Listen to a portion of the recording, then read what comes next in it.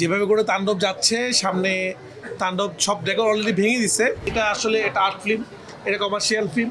সব সিনেমাই আসলে গল্পহীন সিনেমা বানানোর চেষ্টা করি। এরকম সিনেমা হইলে আমাদের বলিউডের সিনেমা লাগবে না। এরকম সিনেমা বাংলাদেশের গর্ব।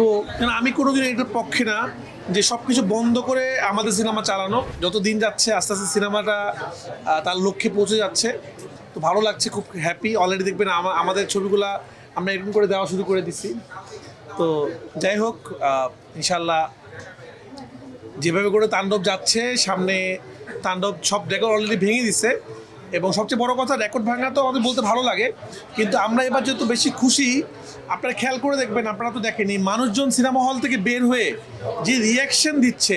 মানুষই বলছে যে এরকম সিনেমা হইলে আমাদের বলিউডের সিনেমা লাগবে না, এরকম সিনেমা বাংলাদেশের গর্ব। এই যে মানুষ যে কমেন্টগুলো করতেছে, এটা আমাদের জন্য অনেক বড় পাওয়া, যে একটা সিনেমা মানুষের মনের ভিতরেও জায়গা করে নিচ্ছে এবং ব্যবসাও করছে।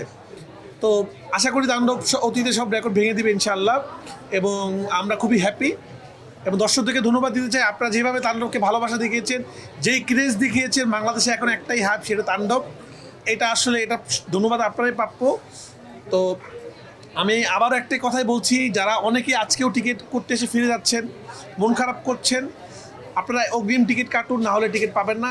প্রথম দিন ছিল যে আজকের টিকিট কালকে কাটতে হতো, এখন যেটা হয়েছে 4 দিন 5 দিনের টিকিট একসাথে চলে যাচ্ছে। তো প্লিজ এরকম করুন। এবং আমরা একটা কমপ্লেন পাচ্ছি সিঙ্গেল স্ক্রিনে, যে প্রচুর ব্ল্যাকে টিকিট বিক্রি হচ্ছে। তো আমরা হল মালিকদের কাছে অনুরোধ করবো, আপনারা প্লিজ এটা খেয়াল রাখবেন, যেমন অডিয়েন্সের সাথে যেন কেউ ব্ল্যাকমেলিং না করে।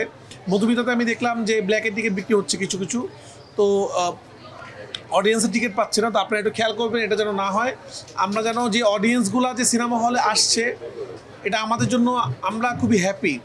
এরা এতদিন সিনেমা হলে আসতো না, তো আমরা যেন তাদেরকে কোনোভাবে কষ্ট না দিই। কারণ আমি কোনোদিন এটার পক্ষে না যে সব কিছু বন্ধ করে আমাদের সিনেমা চালানো। আমি এটার পক্ষে, আমার বাংলা সিনেমা এমন ভালো ব্যবসা করবে, হল মালিক বাধ্য হবে বিদেশি সিনেমা বন্ধ করার জন্য।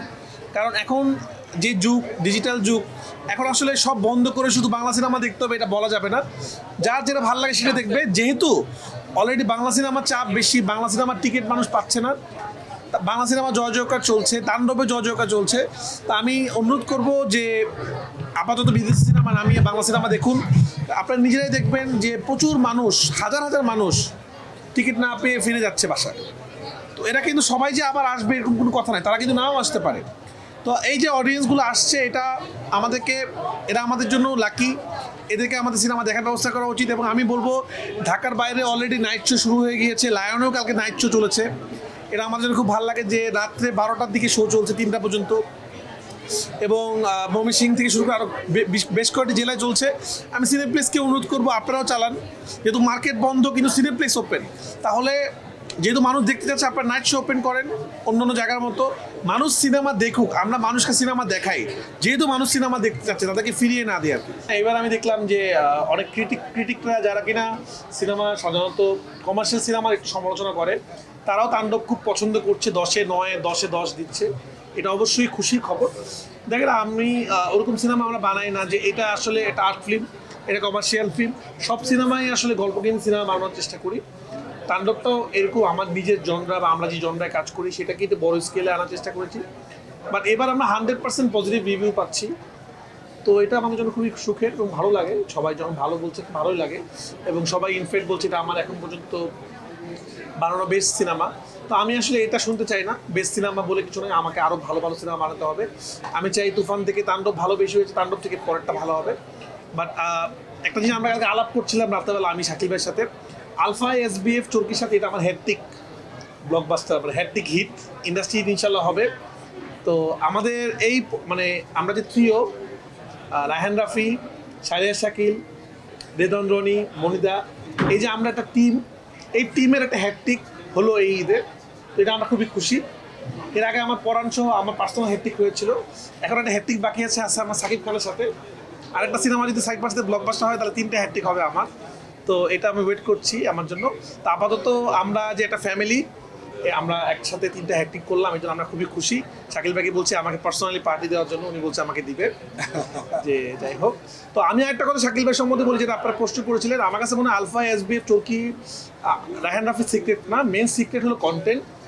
আমি তাদেরকে যেটা দেখেছি, তারা মূলত প্রথম শুনে স্টোরি, গল্প, আইডিয়াটা এবং এই কাহিনীটা কি হবে, গল্পটা কি হবে। প্রতিটা প্রোডাকশন হাউস যদি গল্পের দিকে নজর দেয় তাহলে তাদের সিনেমা আসলে হিট হবে। গল্পটা আগে প্রাধান্য পাইতে হবে, তারপরে আসলে প্যাকেজিংটা কীরকম হবে সেরকম। শুধু ডিরেক্টর, শুধু নায়ক নায়িকা দিয়ে আসলে অভিযোগ তারা এটা করে না, তারা প্রথমে আইডিয়াটা এবং গল্পটাই দেখে। তো আমি সবসময় আশা করবো আলফা এসবিএফ চরকি সবসময় এই ধারাটা অব্যাহত রাখবে এবং তারা আরও বেশি বেশি সিনেমা বানাবে, এছাড়াও সিনেমা বানাবে। ইভেন তারা যেন সিনেমা হলও বানায়, আমরা দেখছি ওই পাশে এসবিএফ এর সিনেমা হলও আছে। যেহেতু সিনেমা হলের সংকট, আমি বলবো এই প্রযোজনা প্রতিষ্ঠান যদি সিনেমা হলও নির্মাণ করে তাও আমাদের জন্য ভালো। আপনারা একটা জিনিস খেয়াল করে দেখবেন, আমাদের কিন্তু দর্শক প্রচুর, কিন্তু দেখানোর মতো ক্যাপাসিটি আমাদের নাই, তার মানে আমাদের হল নাই। তো আমরা যদি ছোটো ছোটো সিনেমা হল বানাতে পারি, মাল্টিপ্লেক্স বানাতে পারি বিভিন্ন জেলায়, তাও কিন্তু আমরা অনেক ব্যবসাও করতে পারবো এবং দর্শক সিনেমা দিতে পারবো। তো আমরা তো সিনেমা বানাচ্ছি ইনশাআল্লাহ সামনে। তো আমি বলবো যে আমাদের আসলে হল নির্মাণ করার সময়, এতদিন হল মালিকদের কমপ্লেন ছিল সিনেমা নেই, সিনেমা নেই। এখন কিন্তু সিনেমা আছে কিন্তু হল নেই। তো আমরা অনুরোধ করবো আপনারা মাল্টিপ্লেক্স বানান, সিনেমা হল বানান, দর্শকরা যেন সিনেমা দেখতে পারে।